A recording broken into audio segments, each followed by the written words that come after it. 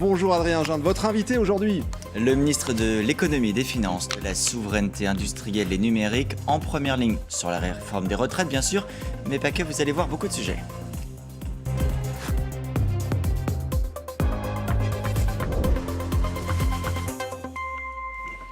Bonjour Bruno Le Maire. Bonjour Adrien Gindre. Merci beaucoup d'être là ce matin. Je le disais, réforme des retraites, c'est aussi la mobilisation, l'opposition. La semaine prochaine, encore 2 journées d'action annoncées par les syndicats. Et en particulier dans les transports, avec une action mardi, ça c'est clair. Un débat entre les syndicats sur l'opportunité de poursuivre mercredi, éventuellement samedi, qui sera un jour de départ en vacances. Qu'est-ce que vous dites aux syndicats? Vous leur demandez de renoncer. Est-ce que le droit de partir en vacances est supérieur au droit de grève? C'est le droit des syndicats d'appeler à manifester. Je vais vous dire, je trouve que nous avons un débat qui est plutôt sain sur cette réforme des retraites, avec des cortèges syndicaux qui se déroulent bien, les oppositions qui expriment leurs oppositions, et nous qui défendons une réforme à laquelle je crois profondément, parce qu'elle est la seule à garantir le régime de retraite par répartition. Avec quand même une opposition, pardon Bruno Le Maire, très forte. Les syndicats revendiquent pour la journée qui a eu lieu mardi la plus grosse mobilisation depuis 1995. Les enquêtes d'opinion montrent encore une opposition massive des Français. Est-ce que le gouvernement peut tenir malgré tout ça contre la rue et contre la majorité des Français? Mais nous tenons pour le régime de répartition, c'est tout, pas pour nous faire plaisir. Nous tenons parce qu'il y a un principe de réalité. Et je pense qu'il est bon de rappeler ce principe de réalité. Vous ne pouvez pas garder un régime de retraite par répartition avec des déficits qui seront de plus de 13 milliards d'euros en 2030, qui d'ici quelques années vont atteindre 150 milliards d'euros quand vous cumulez ces déficits. Au bout du compte, c'est soit l'effondrement du régime de retraite par répartition, soit ce que proposent toutes les oppositions sans le dire, l'augmentation des impôts, donc la baisse du pouvoir d'achat de nos compatriotes. C'est ça les choix qui sont à faire. Et je pense que dans le débat qui s'ouvre, il faut rappeler des réalités financières. Oui, vous ne pouvez pas garder des systèmes généreux auxquels nous croyons tous sans les financer. Oui, il y a moins de gens qui cotisent pour ceux qui sont partis à la retraite. Ces réalités-là, elles sont bonnes à rappeler parce que sinon ça s'appelle tromper les Français. Et dans les discours des oppositions, du Rassemblement national jusqu'à la NUPES, je vois beaucoup de mensonges, beaucoup d'approximations et aucune solution pour protéger les retraites de nos compatriotes. Alors peut-être un point qui mérite de s'arrêter. Le gouvernement, et vous venez de le faire, dit qu'il faut sauver le système de retraite par répartition. On sait que notre démographie évolue défavorablement et vous le répétez, vous le redites, il y a moins d'actifs aujourd'hui qu'il y avait par le passé rapporté au nombre de retraités. Pourquoi faut-il absolument sauver le système de répartition plutôt que d'en imaginer un nouveau, que d'imaginer de nouveaux modes de financement? Est-ce que le macronisme au pouvoir depuis 2017, c'est pas aussi penser contre les cadres établis et inventer de nouvelles idées? On peut inventer de nouvelles idées, nous en inventons très souvent. Nous en avons porté sur la rémunération du travail, sur la prime défiscalisée qu'a mise en place le président de la République. Nous apportons des nouvelles idées.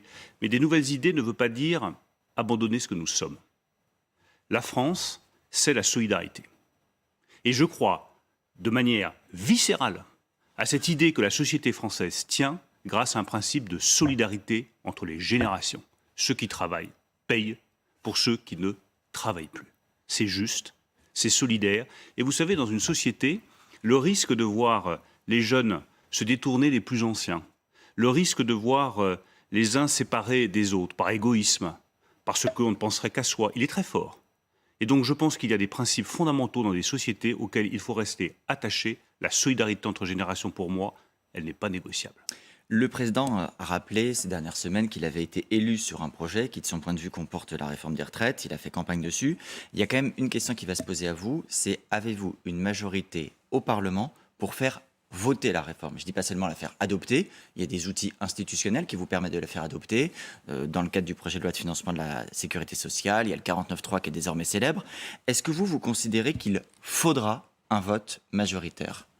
Je crois que nous aurons une majorité sur la réforme des retraites au Parlement.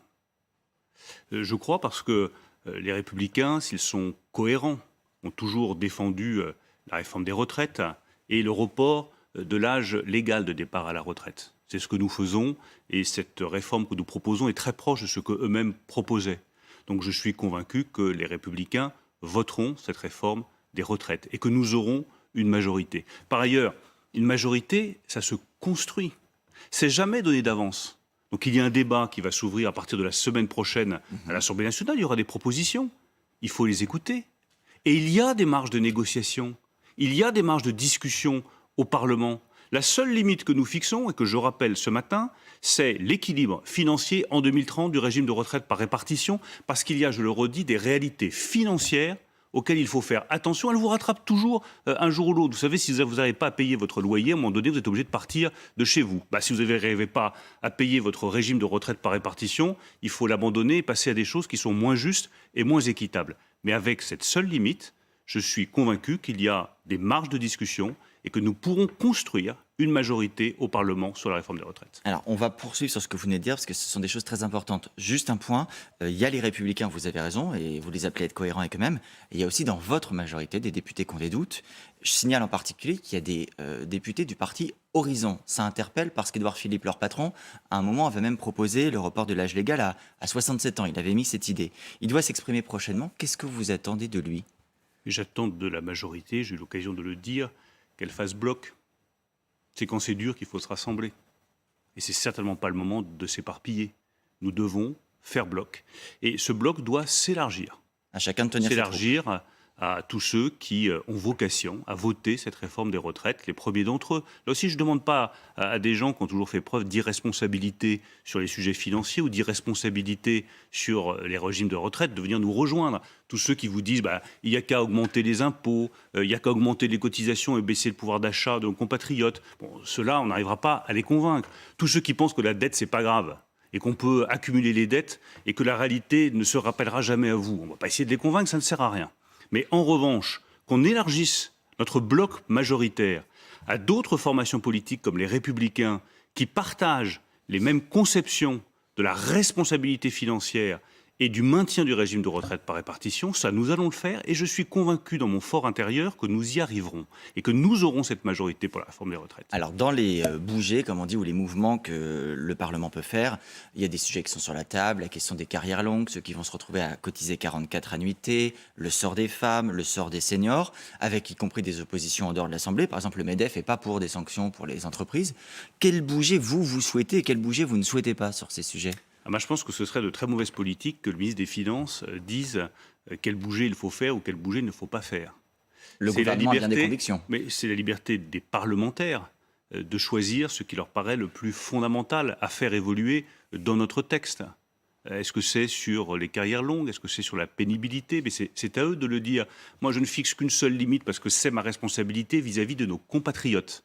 L'équilibre financier en 2030. C'est l'engagement que j'ai pris vis-à-vis de toutes celles et tous ceux qui nous écoutent. C'est ma responsabilité de ministre des Finances et ça me permet de dire à mes enfants, vous aurez vous aussi une retraite par répartition. Mais quand vous dites, par exemple, toute proposition doit être accompagnée d'un financement, ça vaut aussi pour les carrières longues, les femmes, les seniors. C'est-à-dire s'il y a le moindre euro de dépense qui est engagé, il faudra trouver une compensation. Alors il y a juste un point que je n'ai pas bien saisi. Si on ne touche pas aux cotisations et que l'âge est déjà fixé, quelles ressources de financement reste-t-il? Vous avez parlé d'imagination tout à l'heure. Je sais que les parlementaires savent faire preuve d'imagination pour financer les mesures qu'ils pourraient proposer. Il faudra trouver des financements. Il y a une mise en garde qui a été adressée, enfin plusieurs d'ailleurs. Nicolas Sarkozy s'exprime dans le Figaro, alors il le fait en racontant son histoire, la réforme des retraites de 2010. Vous étiez d'ailleurs membre du gouvernement à l'époque, en charge de l'agriculture. Et il évoque aussi la réforme passée, il fait allusion à celle de 2003 et il dit au total les concessions avaient coûté plus cher que le bénéfice attendu.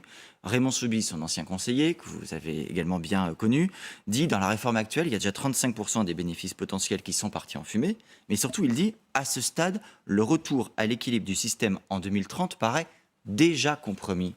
Est-ce que vous partagez ou est-ce que vous contestez cette analyse? Non, il n'est pas compromis, c'est la garantie, une fois encore, que je donne. L'équilibre financier du régime des retraites sera garanti en 2030 par cette réforme. En revanche, là où je les rejoins, c'est que c'est une des grandes singularités de cette réforme, et c'est pour cela qu'elle est juste. C'est que sur les 17,7 milliards d'euros que rapportera cette réforme en 2030, près de 6 milliards d'euros, je dis bien 6 milliards d'euros, vont aller à des mesures d'accompagnement, d'amélioration de la situation financière de chacun, d'amélioration des pensions. C'est-à-dire que plus d'un tiers de ce que nous rapporte la réforme des retraites va à l'amélioration de la situation de ceux qui partent à la retraite. Mais ça ne doit pas aller au-delà. Ça ne doit pas aller au-delà, on doit garder cet équilibre-là. Mais je veux dire que c'est par rapport à toutes les autres réformes. Vous faites la même chose que dans les années passées, dans les décennies passées. C'est complètement faux. La vraie différence, la vraie singularité de cette réforme des retraites, c'est que nous avons voulu accompagner ceux qui partent dans des conditions difficiles à la retraite. Nous avons voulu accompagner les aidants. Nous avons voulu garantir une retraite minimale à 1 200 € pour ceux qui ont les niveaux de retraite les plus faibles. Nous avons voulu préserver les avantages des femmes. Quand j'entends tous les mensonges honteux qui sont colportés sur les retraites des femmes. Mais oui, une femme qui a eu un enfant aura bien droit à ses 8 trimestres, 2 années de cotisation pour sa retraite. Ne jouons pas avec les peurs des Français. Mais toutes ces améliorations sur les aidants, sur les pensions minimales, sur ceux qui ont eu des carrières longues, ça coûte le tiers de ce que nous rapporte cette réforme des retraites. Et c'est bien pour cela qu'elle est singulière, qu'elle est originale, et qu'elle est juste. Mais j'ai bien noté que vous disiez le tiers, et on ne doit pas aller au-delà de ce tiers. Je reviens juste à Nicolas Sarkozy un instant. Dans cet entretien au Figaro Magazine, enfin dans ses citations, il donne aussi un cadre politique. Il dit « plus vous négociez, plus vous mobilisez la gauche ». Est-ce que vous partagez cette analyse? Est-ce que le gouvernement peut entretenir sa propre opposition en cédant trop? Je pense que c'est trop compliqué pour moi. Je pense que nous avons une réforme des retraites qui a déjà été beaucoup discutée, beaucoup négocié par Elisabeth Borne. Enfin, la Première ministre, je peux en témoigner, n'a pas ménagé son temps pour discuter avec les forces politiques, discuter avec les syndicats. Et nous arrivons au Parlement avec un texte qui est nouveau. Ce n'est pas exactement et rigoureusement ce qu'avait proposé le président de la République dans sa campagne. Mais sans gain politique, pour le coup, vous avez quand même une opposition massive. Oui, mais il est quand même bon de rappeler que nous avons négocié. Est-ce qu'il y a ensuite encore des marges pour discuter, négocier, améliorer le texte? Ma réponse et oui, et c'est même souhaitable, c'est le rôle du Parlement, avec cette limite que j'ai fixée, qui est une limite financière. Et je pense qu'il est très bon qu'au Parlement, chacun se dise, mais dans le fond, quel est le point sur lequel on voit qu'il y a le plus d'inquiétudes et auquel il faut que nous apportions des réponses? Moi, je compte sur notre majorité, qui est une majorité de grande qualité, avec des parlementaires qui sont exceptionnels de ténacité, de présence, de mobilisation, pour apporter des réponses aux inquiétudes de nos compatriotes. Dernier mot et on va avancer. Vous disiez tout à l'heure, je crois que nous allons avoir une majorité. Est-ce que ça veut dire que l'adoption de la réforme par ordonnance ou par 49.3 est exclue?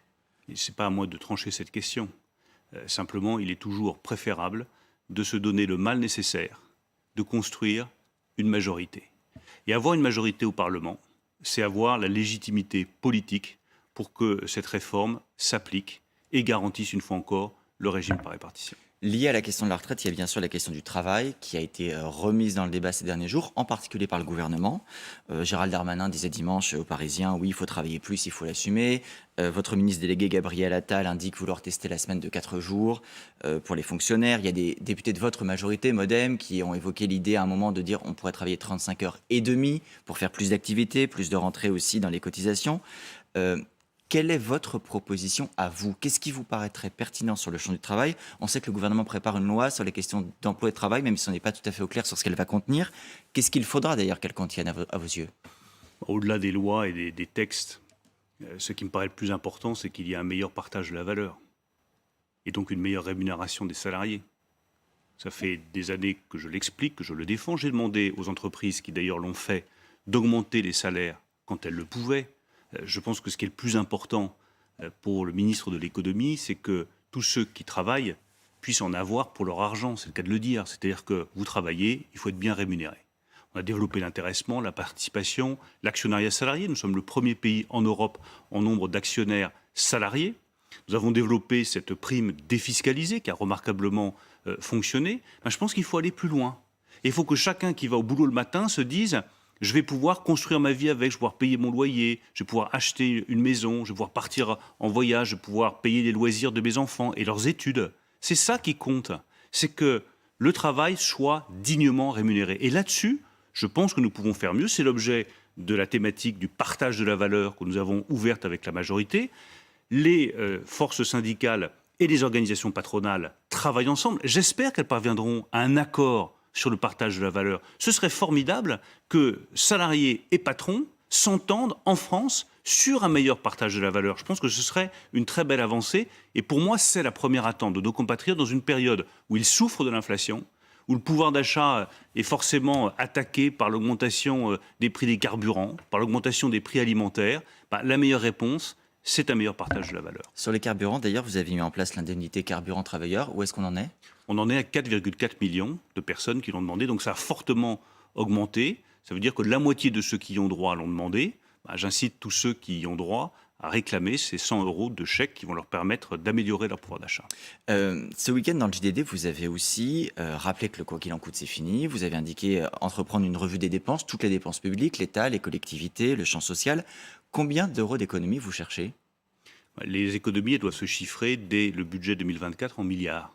Je ne vais pas vous donner un montant précis, mais il faut que ces économies se chiffrent en milliards pour pouvoir tenir les objectifs qui m'ont été fixés par le président de la République et sur lesquels nous sommes désormais engagés, retourner sous les 3% de déficit en 2027 et faire baisser la dette publique à partir de 2026. La méthode que nous retenons est une méthode qui a passé par la concertation, je le dis notamment à l'égard des collectivités locales.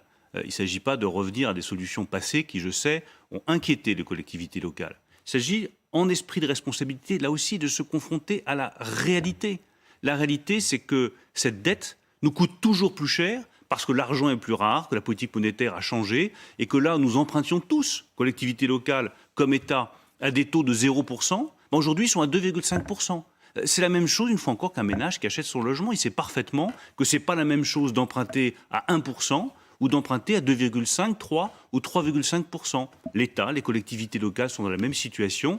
Notre méthode sera une méthode de concertation, mais il y a une réalité, c'est que quand l'argent est plus cher, il faut se désendetter. On pourra éviter de franchir le seuil des 3 000 milliards de dettes pour la France ? Mais ce n'est pas tous ces seuils symboliques, on peut toujours jouer avec ces seuils symboliques. C'est pas rien. Ça n'est pas rien, bien entendu, mais qu'est-ce qui compte ? C'est que la France produise plus de richesses qu'elle ne dépense d'argent public. C'est ça le cœur de notre philosophie économique avec le président de la République. Avoir une France prospère qui produise plus. Ce point de vue-là, l'un des grands enjeux que nous avons devant nous, au-delà de la réduction de la dette, qui va nous permettre de réduire les dépenses, c'est de l'autre côté produire plus de richesses. Avec de l'autre côté de l'Atlantique, un pays qui s'appelle les États-Unis, qui vient de prendre des décisions radicales avec son Inflation Reduction Act, qui veut attirer à lui, ne nous faisons aucune illusion, toute l'industrie européenne, qui risque d'affaiblir la base européenne. L'un des grands défis que nous avons pour rester une nation prospère et un continent prospère, c'est d'apporter des réponses fortes, rapides et massives à l'Inflation Reduction Act américain. Mais le président est allé aux États-Unis en décembre. On n'a pas eu le sentiment, qu'il revenait avec une solution magique. Il a dit les choses avec beaucoup de fermeté. Je peux en témoigner au président Biden. Je me rendrai à la suite de ce déplacement la semaine prochaine avec mon homologue allemand Robert Habeck aux États-Unis pour voir ce que nous pouvons discuter avec les Américains.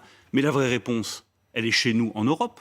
Elle est dans les premières propositions très fortes et très bonnes que vient de mettre sur la table la présidente de la Commission européenne, Ursula von der Leyen.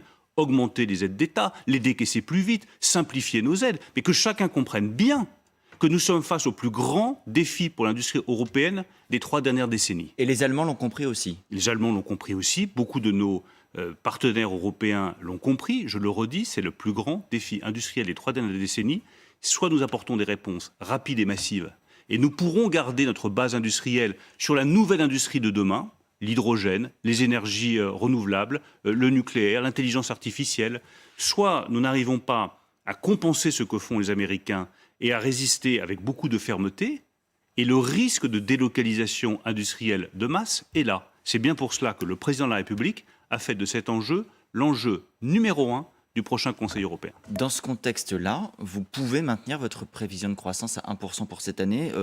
Comme toujours, il y a des avis divergents. La Banque de France, je crois, dit 0,3, le FMI 0,7. Adrien Jeanne, il y a 2 mois, sur un autre plateau de télévision, on m'avait dit ça va être moins 0,2. Le 4e trimestre, ça y est, on entre en récession. J'avais dit nous aurons une croissance positive. Nous avons eu 0,1. C'est pas une croissance mirobolante, mais c'est de la croissance. Donc ce sont des oiseaux de mauvaise augure. Nous avions dit 2,7% de croissance en 2022. Nous allons donc faire, ça vient d'être confirmé par l'INSEE, 2,6. Gardons notre sang-froid. Regardons la réalité des chiffres. Ça, vous le dites pour la Banque de France et le FMI. Mais ce sont eux qui publient ces chiffres. Je dis simplement que gardons notre sang-froid et regardons la réalité des chiffres. Il y a un élément très positif dans ce chiffre de croissance, c'est que l'investissement des entreprises se maintient, qu'elles continuent à créer des emplois, qu'elles continuent à investir. Et c'est ça qui fait la solidité de l'économie française. Donc derrière, des emplois, je l'espère, des emplois bien rémunérés, et donc la possibilité pour nos compatriotes de se projeter dans leur vie. Juste un petit mot, votre gouvernement, enfin votre ministère même prépare un panier également anti-inflation avec les distributeurs pour une durée de 3 mois. Ça veut dire qu'en juin, l'inflation se sera terminée ? L'inflation, elle devrait reculer à la mi-2023. Je confirme cette perspective, mais pour tous ceux qui, aujourd'hui, demain, après-demain, le week-end prochain, vont faire leurs courses au super ou à l'hypermarché, ils voient bien que les prix alimentaires ont fortement augmenté. Il faut que nous apportions une réponse. Et la réponse, nous voulons la travailler avec les distributeurs, avec les industriels de l'agroalimentaire. Ça prendra encore quelques semaines. Même si certains ont déjà commencé, Système U a déjà commencé. Système U a déjà commencé avec un panier. Il peut y avoir d'autres solutions. Je souhaite que ces solutions soient concertées entre industriels et distributeurs et qu'elles se traduisent véritablement de manière très visible dans les prix des biens de première consommation pour tous nos compatriotes.